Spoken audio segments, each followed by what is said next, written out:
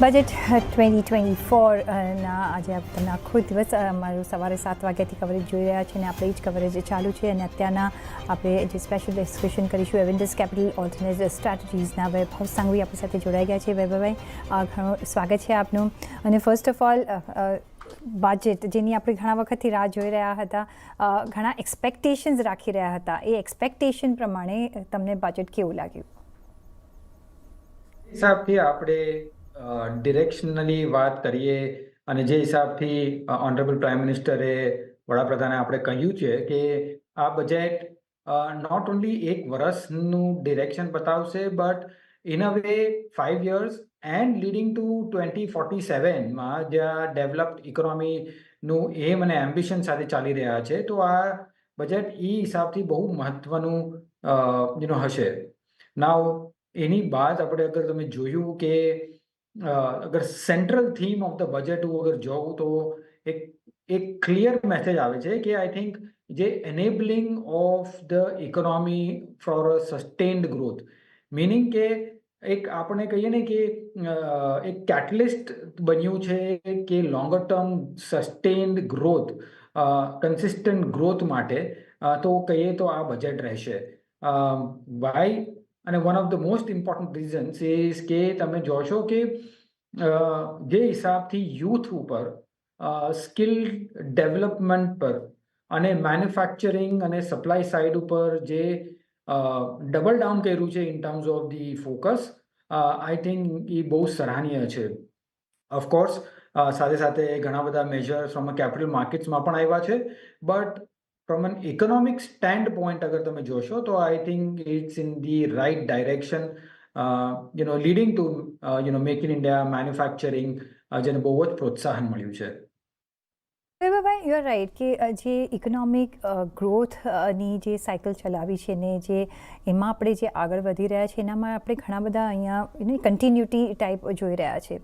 પણ જેમ તમે કહ્યું, કેપિટલ માર્કેટ્સ માટે એક થોડો સેટબેક આપણે આવતા જોયો છે, જે long term capital gains tax હોય, short term capital gains tax હોય, એસટીટીમાં જે ફેરબદલ આપણે જોયો છે, અને સાથે બાયબેક પર બી.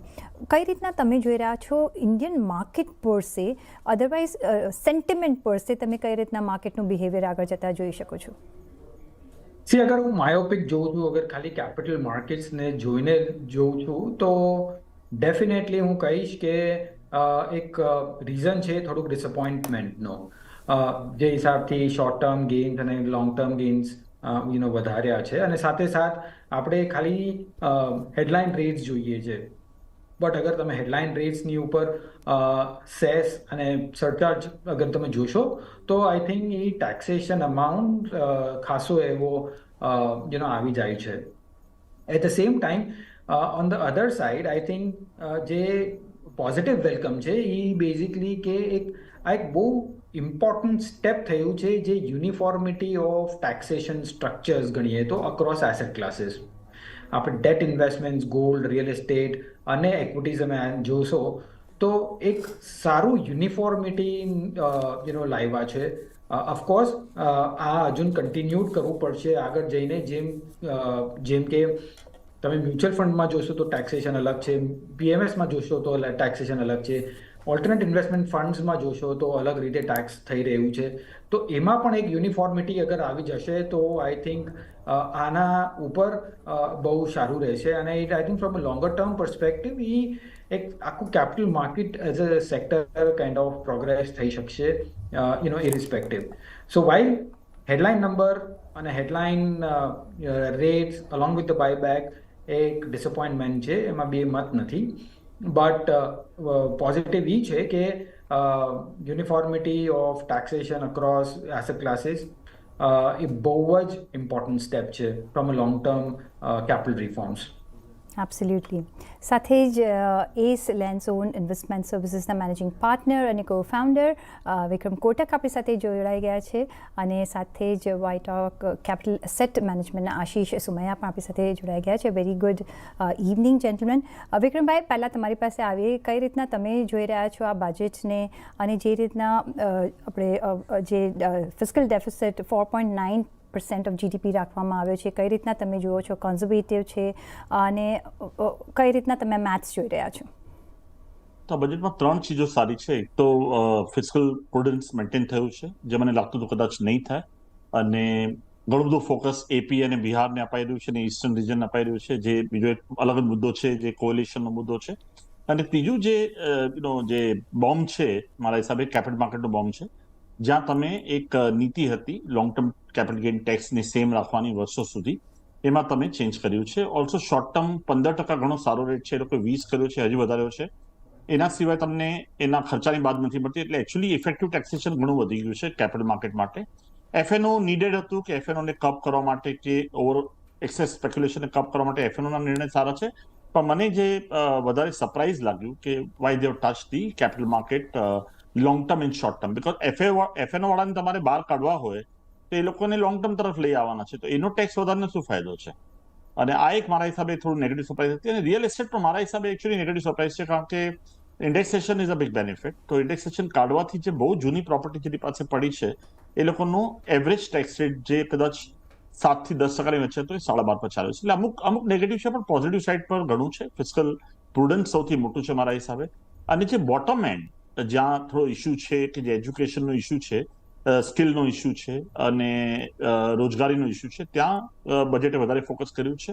તો there are very very good positive point on that side of the market. પણ આ સૌથી વધારે સરપ્રાઇઝ હતું, ટ્રિગર હતું, કે જ્યાં તમે to uniform the tax rate to some extent, but at the same time you are over punishing capital market. So of course white oak asset capital મેનેજમેન્ટના આશીષ સુમૈયા બી જોડાઈ ગયા છે. આશીષભાઈ, કઈ રીતના તમે હવે આ મેથને જોઈ રહ્યા છો? એક બાજુ આપણે જોઈ રહ્યા છીએ કે કેપિટલ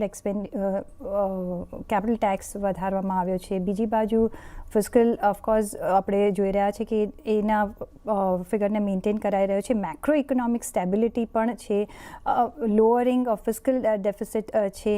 કઈ રીતના બધા એક્સપેન્સ અને રેવન્યુ મેચ થશે? કઈ રીતના એ પોઈન્ટ ઓફ વ્યૂથી તમે જોઈ રહ્યા છો બજેટને? એકચ્યુઅલી જેમ ઇનફેક્ટ જે ઇન્ટરિમ બજેટમાં જે રીતના નંબર્સ હતા એના પ્રમાણે તમે અત્યારે જુઓ તો ડેફિસિટ લોઅર, અને એકચ્યુઅલી ટેક્સ બોયન્સી છે. રિઝર્વ બેંકની પાસેથી આટલું મોટું ડિવિડન્ડ મળેલું છે, પછી ટેક્સ બોયન્સી બી છે.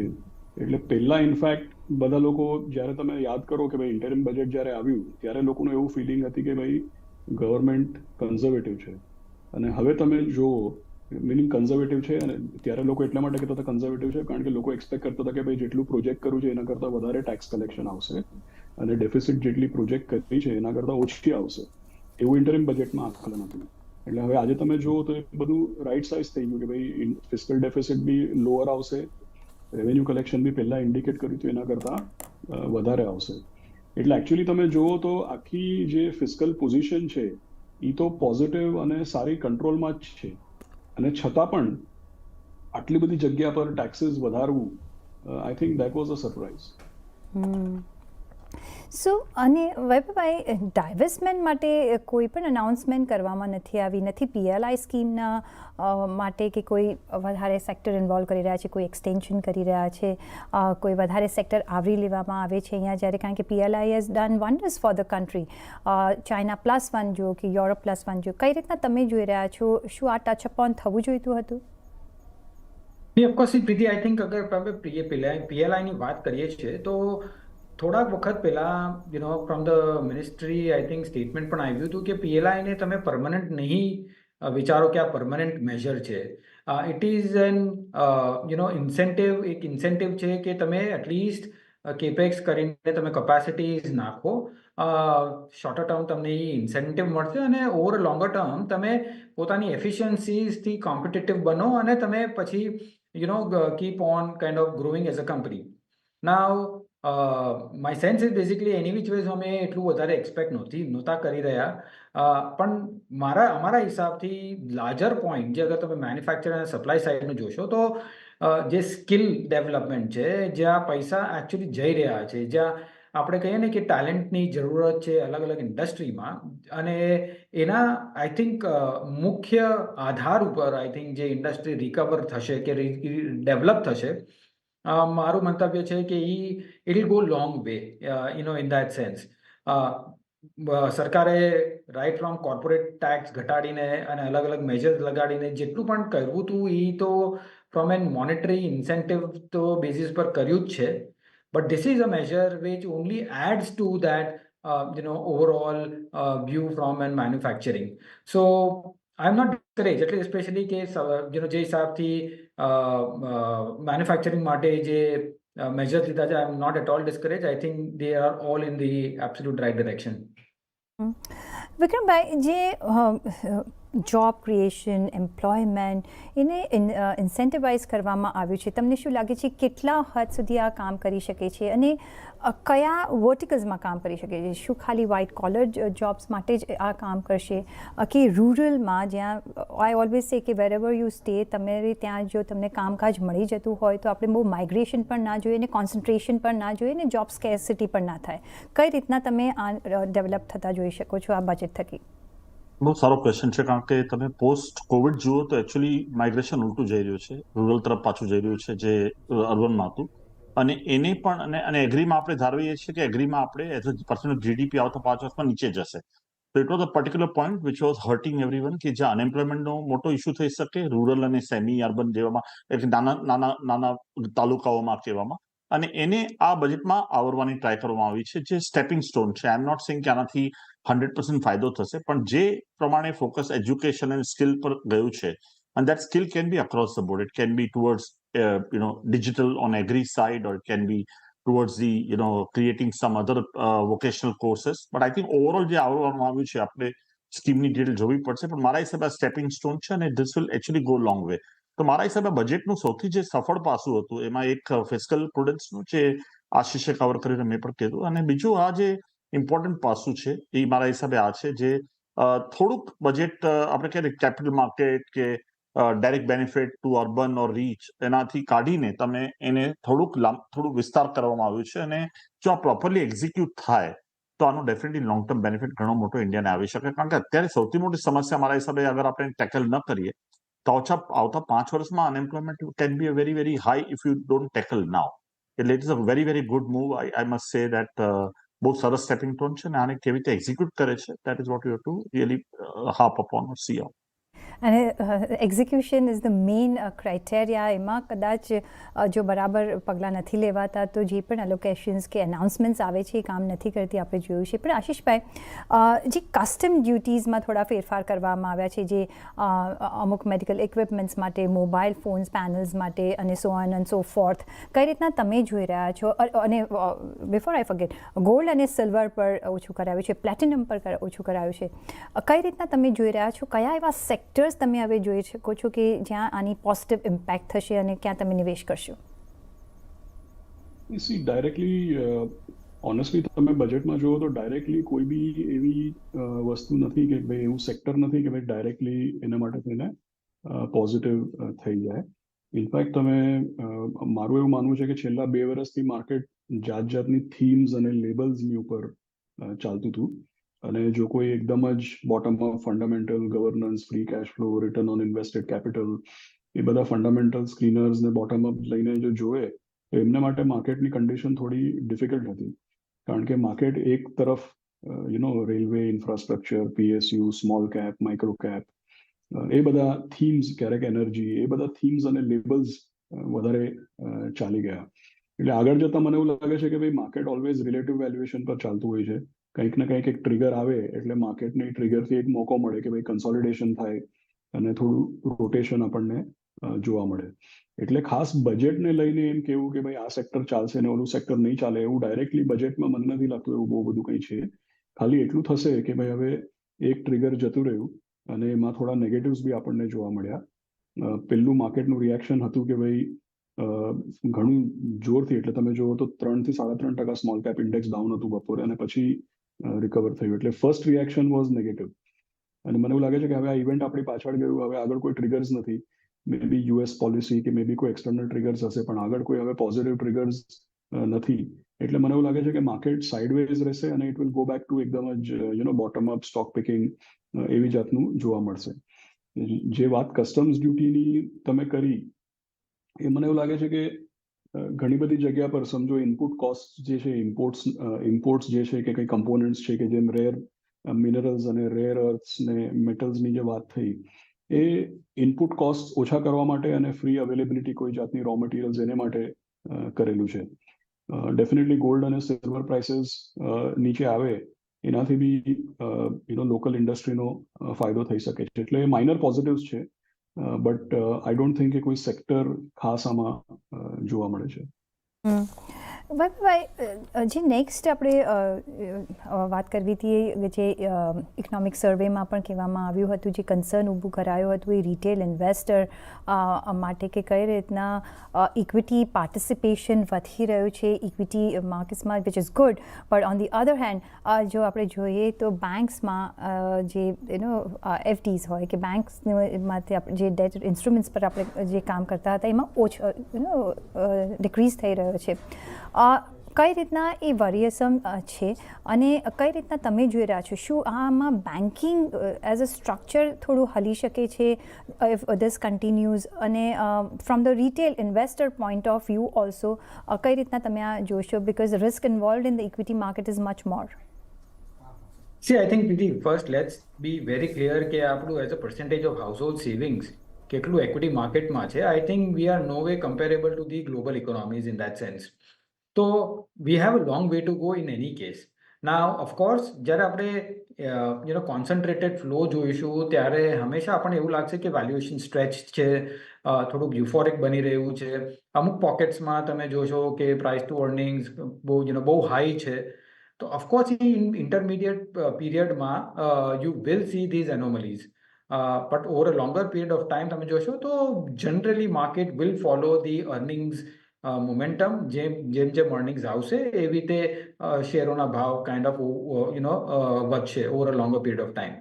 નાવ આવું કહીને હું એમ નહીં કહું ઓલ્સો કે રિટેલ ઇન્વેસ્ટરે સાવધ નહીં રહેવું જોઈએ. આઈ થિંક રિટેલ ઇન્વેસ્ટરે ખાસ કરીને ધ્યાન એ રાખવું જોઈએ કે from his overall asset allocation completely એક્વિટીઝમાં રહેવું પણ થોડુંક ડેન્જરસ છે. I think across asset classes diversify your investments, અને જોવું પડશે કે તમારો કેશ ફ્લોની શું નીડ છે, અને ફાઇનાન્શિયલ પ્લાનર્સ કે ફાઇનાન્શિયલ એડવાઇઝર્સ હોય એની સલાહ લઈને તમે તમારું પોર્ટફોલિયો જનરલી બનાવવું જોઈએ અક્રોસ એક્વિટીઝ, ડેટ અને વેરિયસ અધર ક્લાસીસ એઝ વેલ.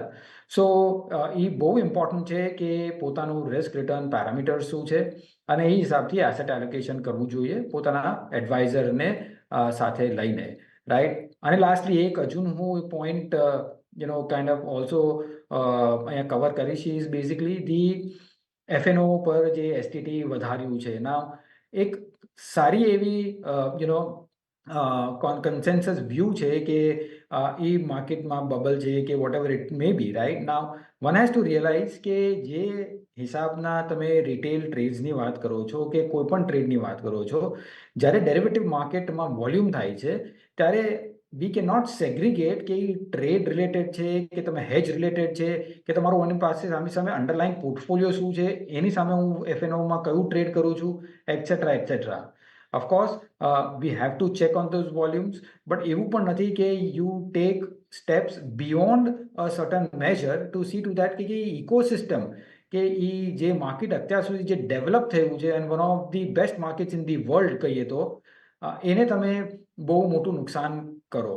સો બી કેલિબ્રેટેડ, અને ગ્રેજ્યુઅલ બેસિસ રિસ્ક પેરામીટર્સ તમે વધારો સો દેટ કે જેટલું પણ પાર્ટિસિપેશન છે એ મેજર્ડ વેમાં થઈ શકે.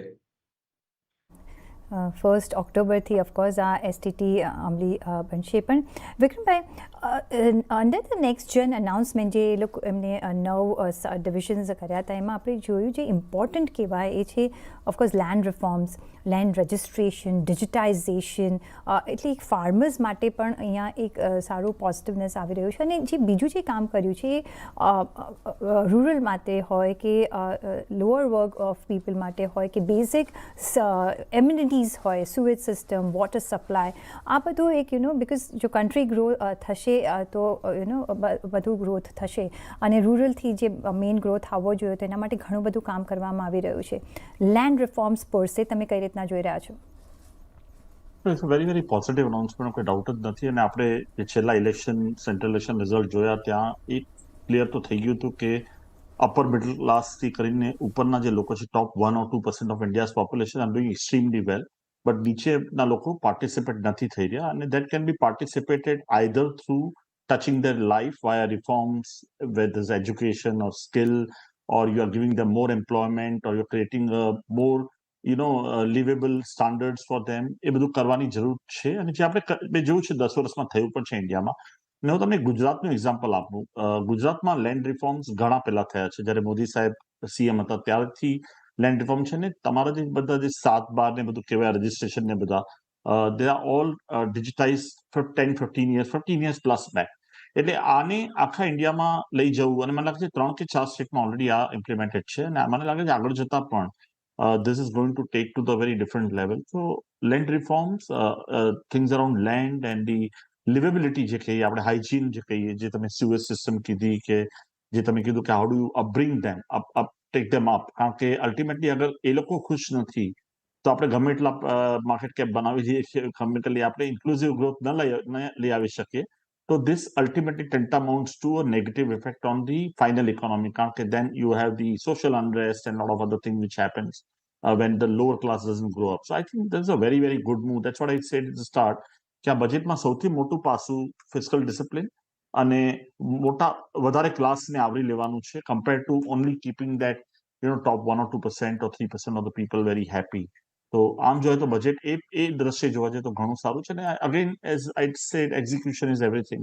તમે એક્ઝિક્યુટ કરી શકો છો તો ઇટ વિલ બી ગ્રેટ, કારણ કે 30 million houses in next 5 years on the low cost side, it's a very very big achievement અગર આ કરી શકે તો. I think there's a big opportunity. છે આશીષભાઈ, corporate tax on the overseas international companies setting up businesses in India એના ease કરાયો છે અને સાથે સાથે આપણે જોયું કે FDI ease કરવાની પણ એમને અનાઉન્સમેન્ટ કરી છે. આ એક અટ્રેક્ટ કરી શકે છે મોર ફંડ્સ અને more companies coming in to India and setting up their businesses. But on the same thing is of doing બિઝનેસની પણ સાથે જરૂરિયાત છે. જો એ ક્લિયરન્સીસ એકદમ સ્મૂથ એન્ડ ફાઇન થઈ શકે તો તમારા બિઝનેસ અને ગ્રોથને ઘણો બધો ટેકો મળી શકે. કઈ રીતના તમે જોઈ રહ્યા છો? એકચ્યુઅલી ઓવરઓલ તમે ટેક્સીસની વાત કરો તો ડેફિનેટલી ફોરેન કંપનીઝને માટે થોડું રિડક્શનની વાત થઈ છે, that is a positive. Overall તમે જે કોર્પોરેટના ટેક્સીસની વાત કરો તો મને એવું લાગે છે કે 2019માં આપણે ટેક્સ કટ કર્યો, દેટ વોઝ પોઝિટિવ. પણ એની સાથે ને સાથે તમે જુઓ તો અત્યારે હવે કોર્પોરેટ અત્યાર સુધી ગવર્મેન્ટ જે છે એમની ઉપર કેપેક્સ ગ્રો કરવાનું પ્રેશર હતું. આપણે છેલ્લા 2 વર્ષથી ચર્ચા કરીએ છીએ કે ભાઈ પ્રાઇવેટ સેક્ટર કેપેક્સ વધતું નથી અને ગવર્મેન્ટનું કેપેક્સ માર્કેટને કે ઇકોનોમીને ડ્રાઈવ કરી રહ્યું છે. તો હવે પ્રાઇવેટ સેક્ટરને કેવી રીતે આપણે આગળ લાવીએ? પ્રાઇવેટ સેક્ટરનું કેપેક્સ વધારવા માટે ડાયરેક્ટલી કોઈ બેનિફિટ્સ કે પછી એમ્પ્લોયમેન્ટ જનરેશનની આપણે વાત કરીએ તો આ બંને જગ્યામાં શું થયું છે કે આપણે વધુ ને વધુ સ્કીમ્સ લાવ્યા છે પણ કોઈ ડાયરેક્ટ ઇન્સેન્ટિવ આપ્યું હોય, જેમ કે ઘણી બધી પ્રોડક્શન લિંક્ડ ઇન્સેન્ટિવ્સની સ્કીમ્સ પહેલા આવી છે અને એમાં સારા રિઝલ્ટ્સ બી મળ્યા છે અને એમાં સારું એમનું વખણાયું બી છે.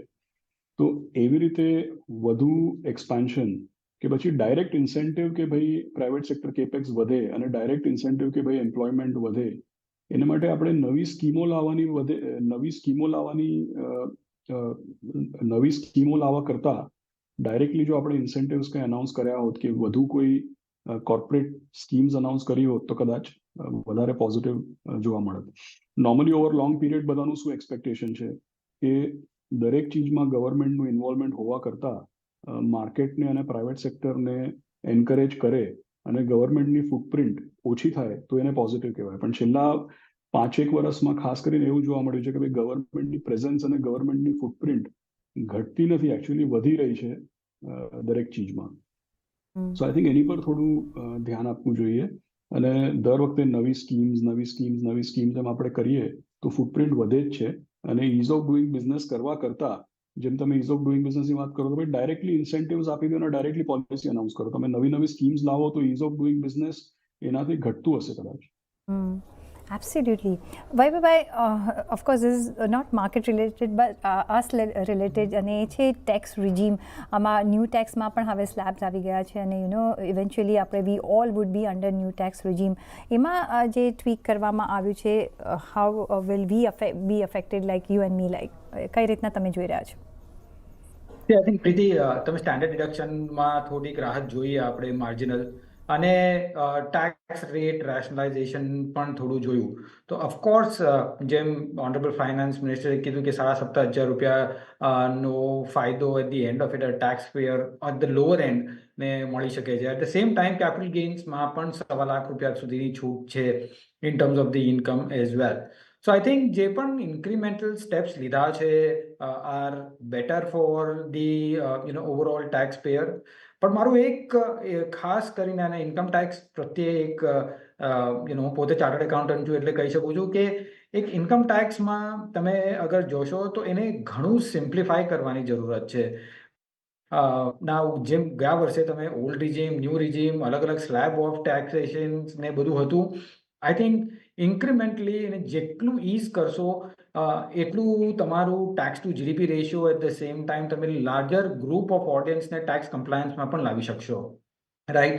અને જે 6 રેટ 7 રેટ સ્લેબ્સ તમે રાખો છો, અગર તમે 2 કે 3 સિમ્પલ સ્લેબ્સ અગર રાખો છો તો I think it becomes lot easier in terms of overall income tax. Having said that, જે ઇન્ક્રીમેન્ટલ મેજર્સ લીધા છે I think they are in the right direction. અને જેમ ઓનરેબલ ફાઇનાન્સ મિનિસ્ટરે કીધું કે ફૂલ આઈ થિંક ઇન્કમ ટેક્સ પર ઓબ્જેક્ટિવલી ઓવરઓલ એક્ટ પર ઇવેલ્યુએશન થશે. તો I am really looking forward for a lot of simplification coming in there. Wishing for the best, and I think this was a growth-oriented budget with few, of course, setbacks for the capital market. પણ કઈ રીતના હવે આગળ જતા address થશે એ આપણે જોતા રહીશું. પણ વિક્રમભાઈ અને વૈભવભાઈ અને આશીષભાઈ, ઘણો આભાર તમારો અમારી સાથે જોડાવા બદલ અને આપણા વેલ્યુબલ વ્યૂ પોઈન્ટ્સ અમારી સાથે આજના દિવસે શેર કરવા બદલ. અને એ સાથે જ મને પણ આપશો રજા. પર જોડાયેલા રહીજો CNBC ગુજરાત સાથે. નમસ્કાર.